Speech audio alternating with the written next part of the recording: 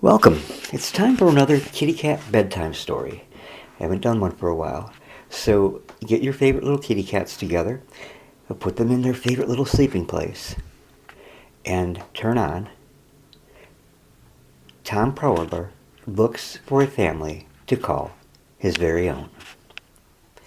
Now, for most of us, it's not a very happy life when you find yourself homeless and on the street.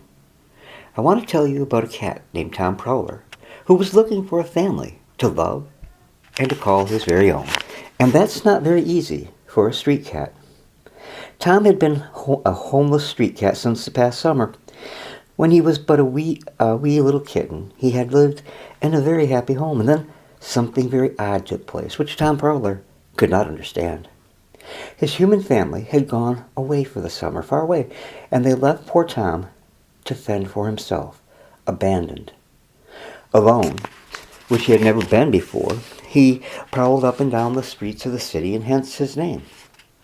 Tom Proweler was very lonely, and he wondered what he had done for his family to walk away without even a hug or a goodbye. Tom kept his eyes open wide, and as he made his daily rounds, hoping that a door might be ajar so he could get in out of the cold. See, it was autumn now, and the nights were very chilled.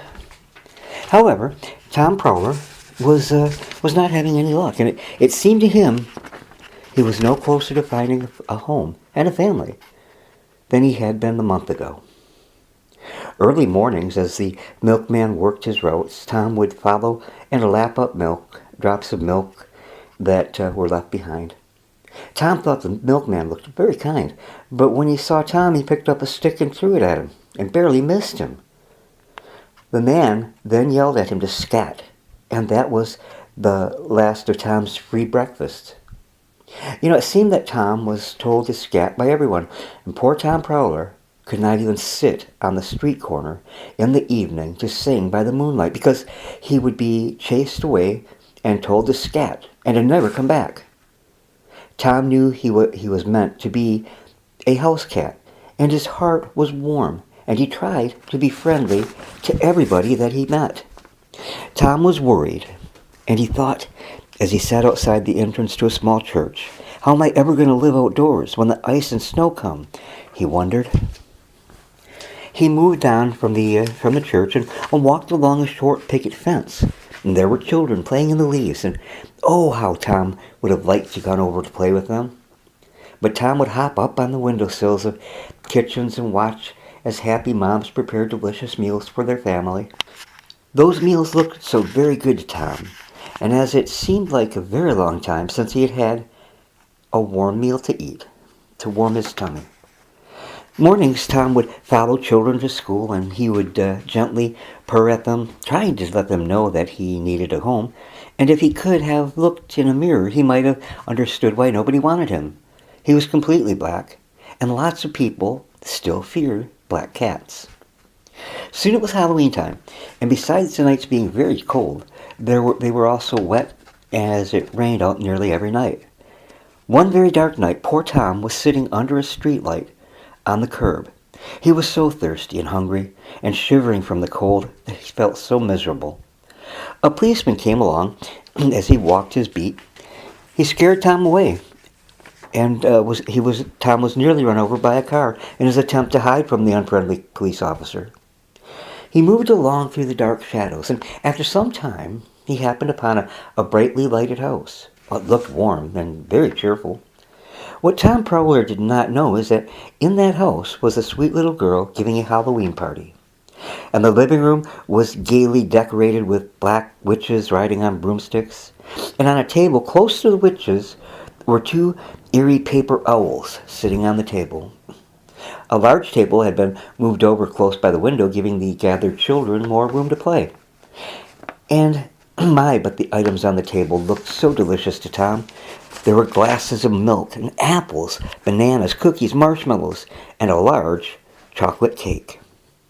There was a curious yet funny sight that brought a smile to that precious bewhiskered little face.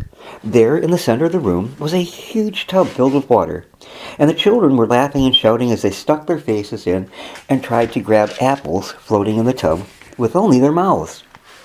And way over in one corner of the room, there was a doll that had been dressed as a witch and was riding on a toy broom. The window through which Tom watched was open just a bit, and the aroma of the food on the table made Tom's mouth water.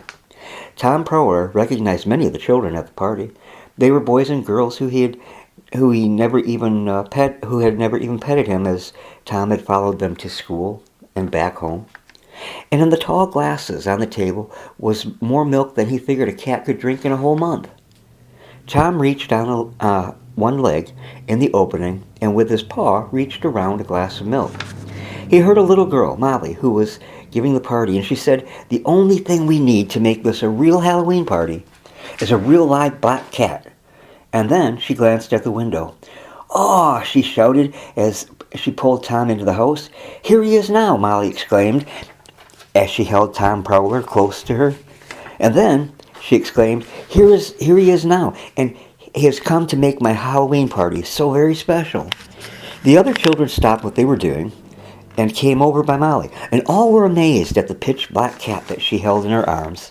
She sat Tom down on the floor and smoothed gently his ruffled fur. "Here, pretty cat, have a nice saucer of milk," Molly said, setting Tom on the floor, and Tom began lapping up the milk while thinking, "This is too good to be true." "But you will have a home and you'll live with me," Molly told him.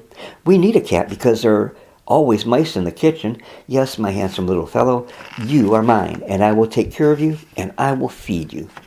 And Tom finished his milk and began purring with contentment. Tom sat down in front of the fireplace and started to wash his face with his paws. And the children kept bobbing for apples and playing, and then went to the fireplace to roast marshmallows. Tom could not have been more happy. As he watched his new friends, he purred very loudly.